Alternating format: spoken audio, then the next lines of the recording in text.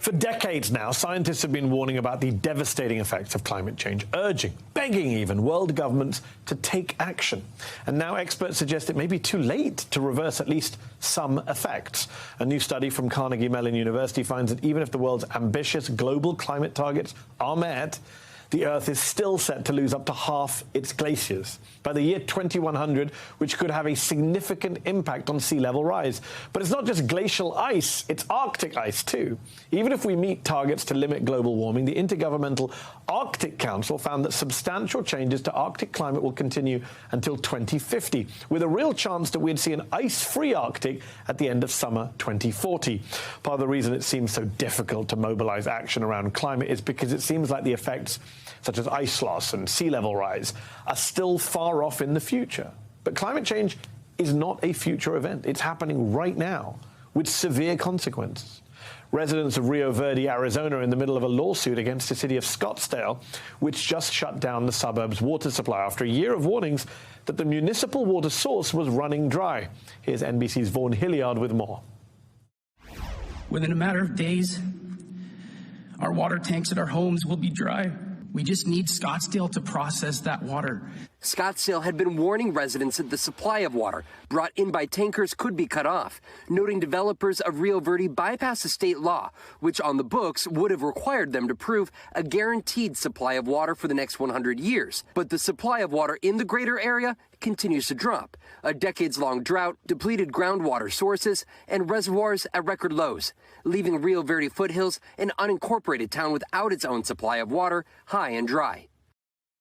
Severe drought is threatening water resources across the West. Lake Mead, which supplies water to 7 states and parts of Mexico, dropped to historic lows last summer and is at risk of becoming a dead pool. That is, when the levels are too low to flow out.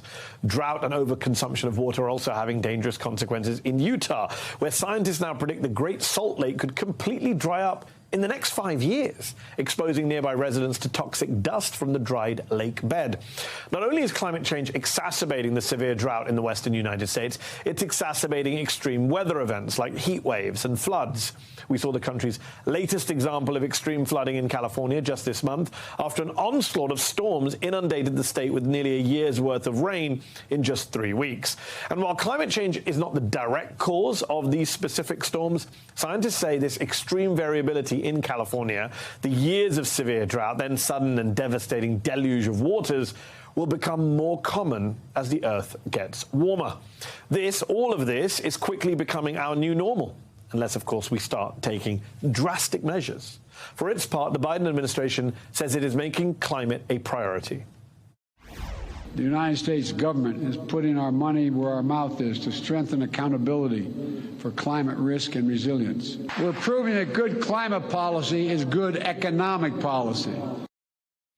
Last summer, Biden signed the Inflation Reduction Act, which included $300 billion for energy reform, climate reform, and the creation of clean energy jobs.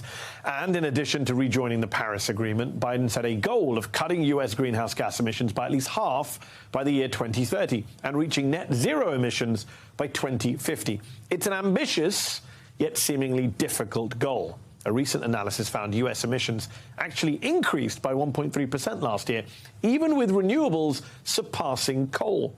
So what more could our government be doing to address the clear and present danger from climate change?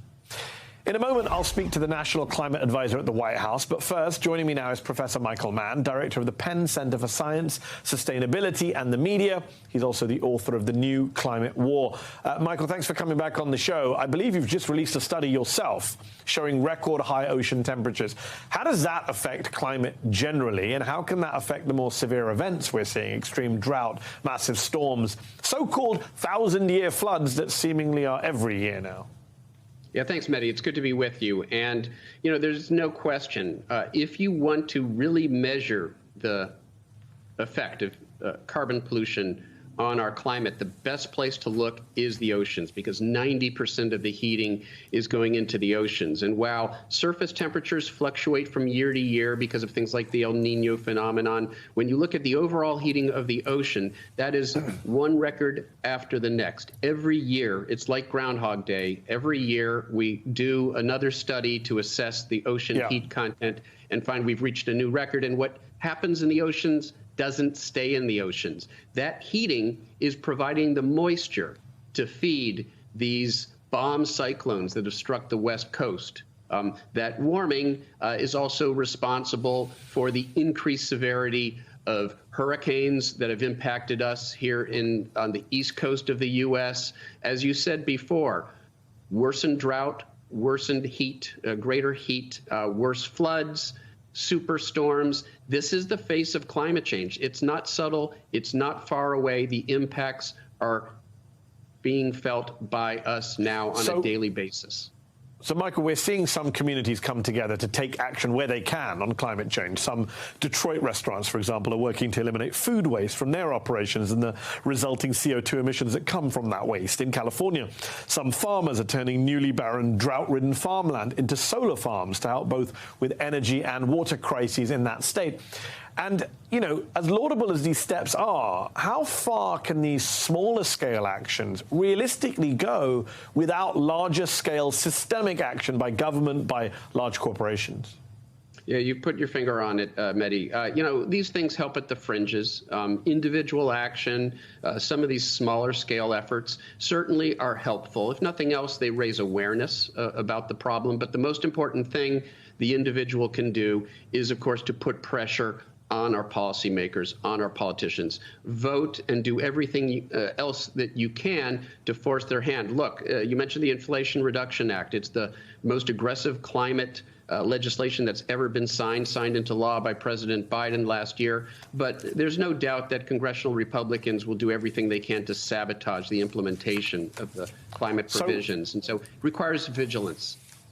Michael, I mentioned the study at the top about glaciers and about the Arctic. Are we at a point of no return yet? Are we now trying to just mitigate climate change effects rather than reversing them? Yeah, well, too often we make it sound like it's some sort of cliff. It's some sort of tipping point where, you know, we reach a certain amount of warming, 1 degree, 2 degrees, 3 degrees, and that's dangerous climate change. Dangerous climate change is here. We're seeing it play out in real time. If we accept that, then we understand that it's simply a matter of how bad we're willing to let it get. And every bit of carbon that we don't burn, every bit of carbon pollution we don't put into the atmosphere is going to make things better off. So it's like an exit off a highway. If we miss the 1.5 degrees Celsius exit, the 3 degree Fahrenheit exit, and we might, it doesn't mean we go all the way down the highway to Topeka. It means we get off at the next exit. We do everything we can to minimize the damage. One last question for you, Michael. We're going to be talking to one of President Biden's climate advisors in a moment. If you were advising the president on climate change, what would you tell him that he should be doing that he's not?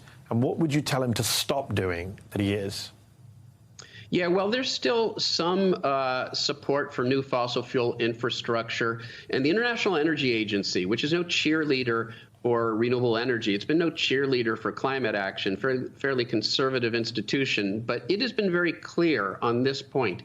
If we want to keep warming below 3 degrees Fahrenheit, and we will see far worse impacts if we go beyond that, there can be no new fossil fuel infrastructure, no new coal-fired power plants, no new natural gas pipelines. So I would say to the administration to use every tool they have, and we will see obstruction by Republicans, congressional Republicans, House Republicans. The conservative courts are going to do everything they can to hamper the administration's efforts, but they've got to do everything they can to make sure that we do not expand fossil fuel infrastructure, especially at this vulnerable moment where there's this short-term energy crisis, the rebound from the pandemic, and there's some pressure on politicians to increase energy. Let's not make the mistake of locking in additional fossil fuel infrastructure that will lead us down this highway of devastating climate impacts. Let's use this as an opportunity to expand renewable energy, clean energy, the solution to this problem.